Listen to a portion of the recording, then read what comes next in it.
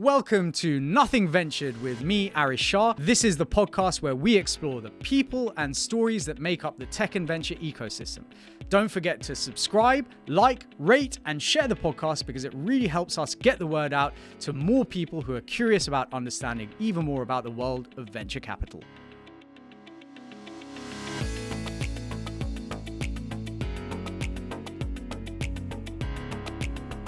This season of Nothing Ventured is sponsored by Odin. Odin helps angels, VCs, and founders to raise and deploy capital seamlessly. You can structure your SPVs and now run your funds, handle capital calls, portfolio management more smoothly and easily in one place. Founders use Odin to raise their entire round in a few clicks by simply sending investors a link and receiving investments immediately. Odin works with over 5,000 investors and over 150 emerging fund managers and angel syndicates globally. Head to joinodin.com to learn more. That's joinodin.com. Martyn, great to have you back here with me, sort of on Zoom in the studio, as it were. For the audience, for those of you who haven't listened to the primer that we did, please do go and check it out. You'll learn a lot more about Martyn's background, what he's been doing up until now, and kind of where his passion for solving problems in the kind of inclusivity space comes from. Martyn, but it's great to have you back here with me right now, and really looking forward to getting into this. Yeah, great to be back, Aarish. So we've talked a lot about inclusivity on this podcast before, right? But really haven't talked about it sort of overtly, if I can put it that way, right? It's been kind of interwoven throughout all the themes. And whilst we have touched on issues around building products for those with disabilities before, especially in our episode with Maz Hamid, most of the conversations you hear about in venture, especially around inclusivity, tend to focus on gender or ethnicity, right? Why do you think that disabilities get kind of ignored or downplayed? Yeah, I think that there's quite a lot of historical, cultural, media, trope areas to discuss there. There's a lot actually to point to, but I suppose to bring it to some more punchier bullet points, I think a lot of disability activism has looked at two models. One is the medical model and one is the social model. I don't want to overly theorize and become overly academic, but the crux of the two models is that the medical model, so I have spinal muscular atrophy. That's the name of my disability. That's, genetic. I was born with it. That's why I'm in a wheelchair all my waking hours and have the care that we mentioned in the primer. But in the medical model, the problem from a society point is that I have SMA and I can't walk and get around without the chair, and almost the only answer is the cure. Now, there's a lot of nuance in this stuff, so it doesn't mean that looking for treatments and even potentially cures is totally bad from an activism point of view. But like when it was historically, you're either cured or you're segregated in a care home or a special school, and you're not, in the mainstream school, which fortunately got more happening and more likely over time. I'm 40 and I probably was born around the time when that was becoming more the normal, but people older than me remember, being inverted commas special school and going on trains in the cargo carriage. Wow. And all this kind of stuff. So the relevance of all this from the tech point, the business point, is that we've all culturally understood disability to be kind of hidden, about segregation. Yeah. And also the charity model as well. And sorry to interrupt, but it sounds like also just to hide it, right? Like just not exactly. It's sort of almost that kind of Victorian age, children should be seen but not heard kind of thing. And in the case of disabilities, it sounds like people with disabilities should not be even seen. So in fact, what that probably extrapolates, if I were to be kind, is because it hasn't been something that has been visible or has not been looked at in the mainstream, if I can put it that way, right? If I'm not growing up and seeing people with disabilities around me, if I'm not aware, these don't become problems that I try to solve. These don't become people that I quote unquote empathize or care about, right? Because I've just not been exposed to the problems that they may be going through, which I mean is clearly awful and sad. But do you think that is changing now, or do you think that we're still, because it still feels to me like, you know, as I say, if you look at any given sifted article or any given kind of VC thought piece, it is always going to be about gender or ethnicity and why 2% of funding is only going to, you know, is only 2% of funding is going to women or people of color. And in fact, actually of that 2%, it's like 60% of that goes to women. So very little of that goes to people of color. I think it's 60%. It may even be more than that. But we don't hear about how much money went to disabled people, because I presume what happens is the disability becomes secondary to the gender or the ethnicity of the individual, right? Yeah, I mean, I'm sure there have been founders and, you know, venture checks being part for people that under the sort of definition of disability, which is broadly about a long-term health condition. There's all sorts of, you know, things. Obviously, I've mentioned my neuromuscular condition, but there's, you know, things around visual impairment and hearing impairment, neurodiversity. So I guess there's a specific point to what you're saying, that there may actually have been more founders than we realize. So there's a sort of data-y, disclosure-y, measurability conversation. But I think the bigger point, when I was speaking to medical model, social model, was about the 70s. The activists, and it had to be activism back then. There was, the only way was to sort of make political, you know, human rights demonstrations. And the crux of that was that instead of the individual being the inverted comma problem that needed to change, it was flipped on its head. The social model is about barriers in society, and the barriers fall into three parts. There's the physical environment. So if there's steps, I'm disabled. If there's a ramp, I'm not disabled, inverted commas. If there's negative attitudes, that's the second one, discrimination, stereotypes, that can disable me. But when someone treats me as Martyn and is curious to get to know me, I'm not disabled. And the third one is the sort of policies and procedures, which you could look at recruitment or booking a train. But yeah, bringing it all back again and again to where we are now is that, you know, first there was the sort of how to enable people like myself to have wheelchairs, have care support. Then it was about being able to go to mainstream school. Then it was about going to university, as I briefly mentioned in the primer. So I think, as I mentioned, I'm probably of a generation where I've been able to acquire the knowledge, the skills, the network, the confidence to go out and break down a lot of barriers in the business world.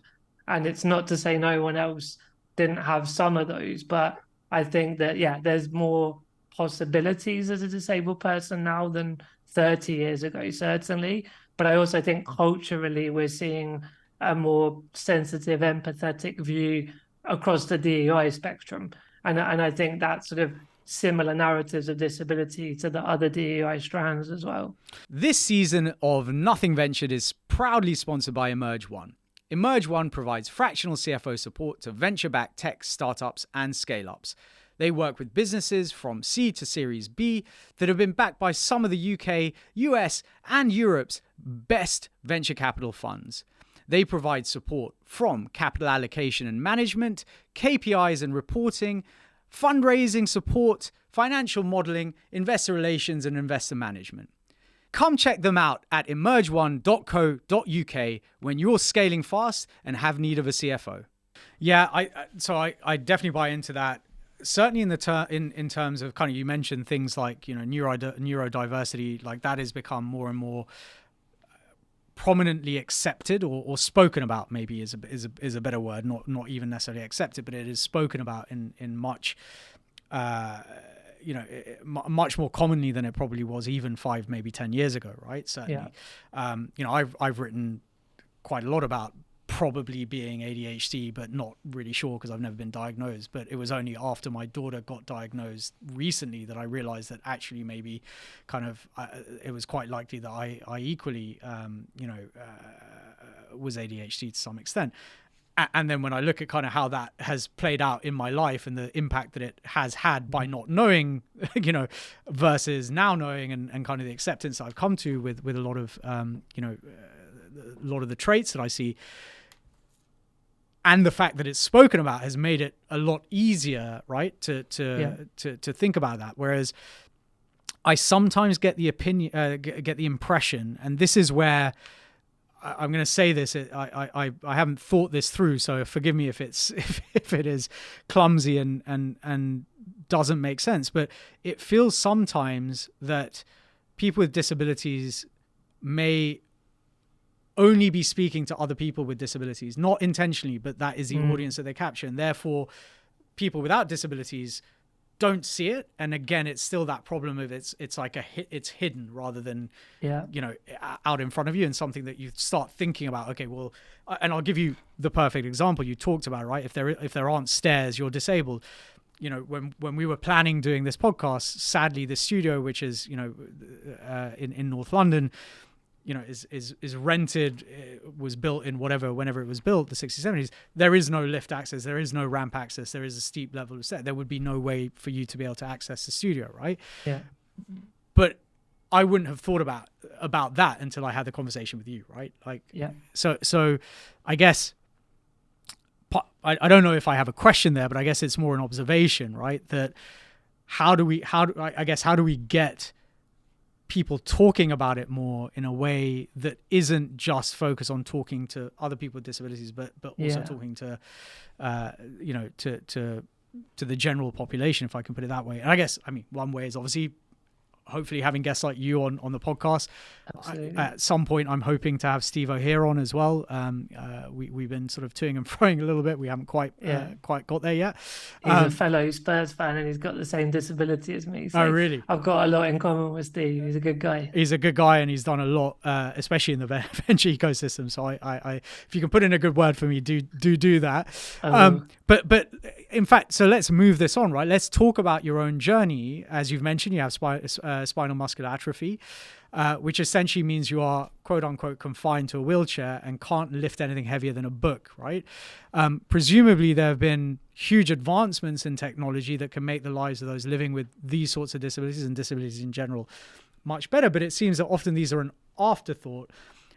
Is that a fair assessment? And I think the other thing that we probably need to cover, and you and I discussed this, is, when I sent you these questions, and I really deliberated about the use of that word confined, right? It's something that you hear, I guess, in TV shows maybe quite a lot, someone was confined to a wheelchair, whatever it is, but it's an uncomfortable word, and it's not, and it's certainly not the word that you would describe to use to describe yourself. So I guess two questions, right? Like, how does language impact all of this, and how do we think about that? But equally, are people building products for disabled people, or are they building them as an afterthought, having built a product and then realize that they have not served a part of the community? Yeah, so I think if we go language, reaching beyond the echo chamber, and then products in that order. Yeah. So when I talked about the social model, that was very important about language in the 70s, that disabled by barriers was a big way that the language, I guess, empowered the community. So language has always mattered when you have no legislative rights until 1995, which was when the Disability Discrimination Act came out. So the language is very important. And then when you start to move into kind of evolve, like inclusion and like building businesses and improving government policy, the opposite side of that same coin is that if the worry of using the wrong language is creating fear, then actually that's a barrier to inclusion in itself. So language matters, and I feel enabled by my wheelchair, because without it, I'd more be confined to bed. Sure. So for me, it's a very empowering bit of technology. So yeah, there's a lot around language that we could go off on all sorts of tangents, but then it's very, very interesting. But I think that gives a flavor for the listeners here. And I think sort of talking about reaching new audiences, the stuff around the government was the first milestone. And then I think the last 10, 20 years, it's been about business. So it's getting brands to understand disabled people.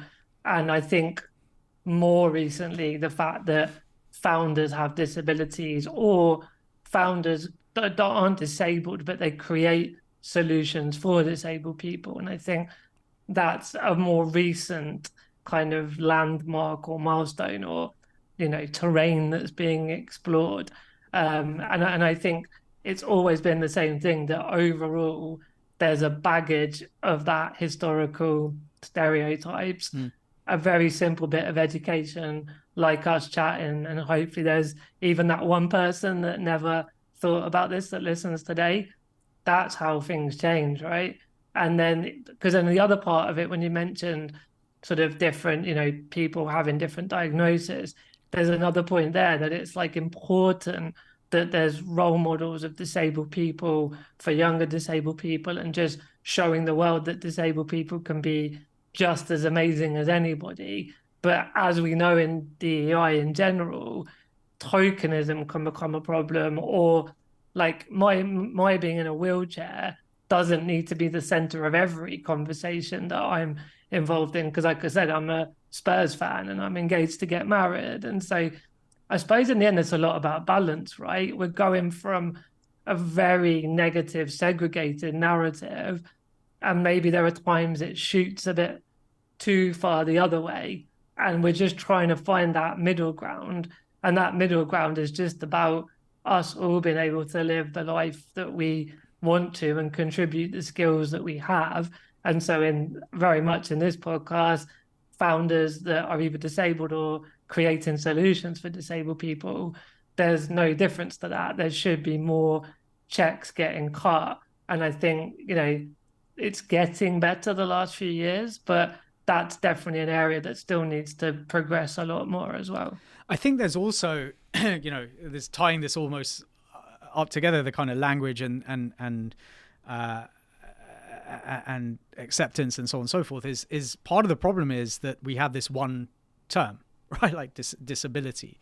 When actually it's a catch-all for, like, I wouldn't even hazard to guess kind of the individual types of disabilities that people may suffer from. Well, in from. theory, it's the barriers, right? That's Correct. what a lot of people don't even get, that nuance, that the word disabled is about the barriers in society. What you're speaking to, and this is very semantics, and I'm very self-aware this is very semantics, but you're sort of speaking more to the medical condition, or correct, the impairment. So, like, again, without those models and words confusing everybody, you're right though. Like, if you segment the disability audience, which we do at Purple Goat, because some of our clients are gonna try and get everybody in that 14 million of the UK, but some are gonna just say, how can we showcase wheelchair users being more, included in our stores at a supermarket or whatever it might be. So you're right, that segmentation. And then when you go into intersectionality of disability and other DEIs, you start to get really, really specific about different identity intersections. That is also the power of social media and the way that you can create niche content to niche audiences at scale, which is the GOAT tagline. And that's essentially the bit we're leveraging at Purple Goat, because we can go that laser focus within the segmenting. Yeah, I mean, that makes a lot of sense. And again, I would never have guessed that there are 14% of the UK population, that's 14 million you said, living with a disability of some nature. Like, it's just such a, I mean, I come back to that same word I used earlier. It just feels like very hidden. And maybe maybe I'm in the wrong places talking to the wrong people about the wrong things, but I think that there is this element of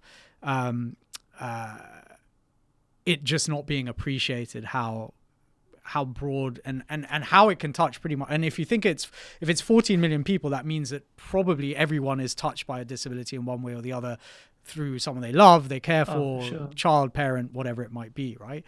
Yeah. Changing tack a little bit, you co-founded Accommable that we discussed earlier, which then exited to Airbnb, though I think you had less to do with the exit than you had to do with the launch.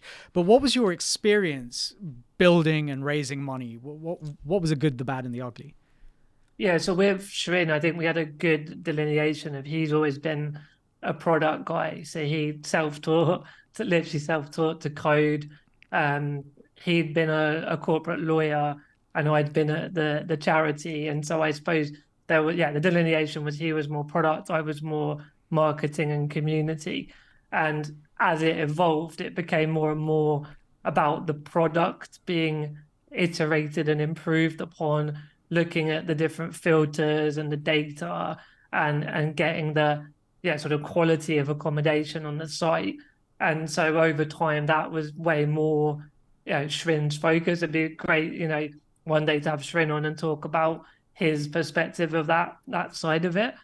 But for me, so we entered some awards like social enterprise awards, and we got some funding earlier on just to kind of keep the lights on and keep going, that kind of stuff. And then there was, I know it was later on when the sort of angel investment conversations happened. And the long and the short of it is people that hadn't got knowledge, let alone connection to disability, just passed it up for whatever, gratitudes and platitudes. No one was horrible, no one was rude, but no one was going to cut a check. The people that did cut the check on the angel side were, had the means, but they had children with a disability. So they had the empathy to what you were doing, yeah. Well, empathy and experience. Like, almost like they literally were like, when we take our child on holiday, this is a really big challenge. This product would solve so many issues. So they got the business case and they got the impact for the community as well. And I suppose, as it evolved more and more with the product, it made sense not to reinvent the wheel and build just a separate thing like Airbnb or a similar competitor, but ultimately Airbnb saw the value and it sort of more acquired the knowledge. So if you look on the Airbnb site, the filters are Shrin's handiwork of being the product manager post acquisition. Amazing. And they're still looking at, I suppose, the more community side is still evolving. So that I think there's a lot of opportunity and a lot more to go around how the product is better connected to the disabled community to really, I suppose, maximize the impact. But it was an interesting journey for sure. Would you build again? Like because often you find with founders, they build one thing. If it doesn't work out, they tend not to build again. But when it does work out, they tend to kind of get back into the fray. Or you kind of in your happy place with Purple Goat. Yeah, I mean, it's not so much tech with Purple Goat, but it was a startup, and it is, well, in some ways is a startup, and it's growing a lot. And I'm still in the middle of that journey there. But I wouldn't say no, but I definitely like the sort of future of, special advisor, non-exec, director. I think that there's not as much in the tank as there used to be, I would say. I know that feeling. I'm not, having tried to churn out 2 startups in my 40s, I don't know that I would go out and found another one from scratch. Actually, I say that, and in 2 years' time, I can see myself completely reneging on that. But anyway, and just as we wrap up, if you had advice for founders out there today, either living with disabilities or building in the space and looking to launch, what would that advice be? Yeah, I suppose from a entrepreneurship, solving global problems, there's a lot of challenges disabled people face. But if you build a solution, there's a lot of money to be made. And I've always been very clear to that point earlier about the charity model can cause problems as well. A lot of solutions. I'm not knocking charities, but that semblance that all things disability related have to be through donations is part of the problem. So I'm totally content that I can make a shitload of money and I can make the world better for disabled people. So I think not to be shy about the business case is one point. Mm-hmm. And then if I'm speaking to disabled entrepreneurs, I think it's just get inspired by other disabled people already doing it. Reach out to people like me because we're happy to share our journey. And most of all, just, go with your gut, just keep going. And it's people like you that can change the world and be in the history books when we look back at how the world became accessible to everybody. Yeah, I mean, I think that's amazing. You can have impact without kind of sacrificing the need to, or without sacrificing the opportunity to make a lot of money. And I think that's the problem. And I guess maybe that is also part of the problem, is that if you're building in the space for disabled people, there is the potential to be looked at as an impact kind of business as opposed to a venture, right? Like, and we've talked a lot on this podcast about the fact that VC is ultimately always looking for those venture style outcomes, right? So you need to be able to build a big enough business. And I think, but given what you've said, right, like just the sheer volume of people we're talking about, the sheer kind of market size, you can make a huge amount of money in this space if you have if you're building to solve a problem that is really kind of impacting people. I think one other thread we haven't touched on is that a lot of innovations for disabled people become mainstream later. So a lot of stuff on our smartphones, like speech to text, was quite often invented and created for disabled people, but in the end become, it's about frictionless user experience, right? So, and like I use a lot of smart home technology because I'm not able to press a light switch or whatever, but then so do a lot of consumers who can physically press a light switch. So there's even that thing about solving problems, but the business case goes beyond the disability consumer base as well. Yeah, so there is I mean 100%. There's a whole there's a whole stream of things. Like if you think about even, I don't know, grocery delivery, et cetera, right? Like all of those, potentially you could even have started those as niche products for, servicing people that were less mobile or whatever, and then expand from there. Martyn, I think there are, a ton of topics we could continue to talk about, and I hope we will in the future. For the meantime, for the audience, if they're looking to get in touch with you, where's the best place for them to find you? Are you on LinkedIn? Are you on Twitter? Where are you online? Yeah, martynsibley.com, so the general bloggy updates, newsletter updates, all the main social media channels. Martyn with a Y, just because my parents decided to make that one a little bit more complicated for me. And yeah, a lot of Purple Goat content around what we're doing at the agencies on LinkedIn as well. Amazing. We'll drop all of that in the show notes. But for the time being, Martyn, thank you so much for joining me. I really appreciate it. Amazing. Thanks for having me.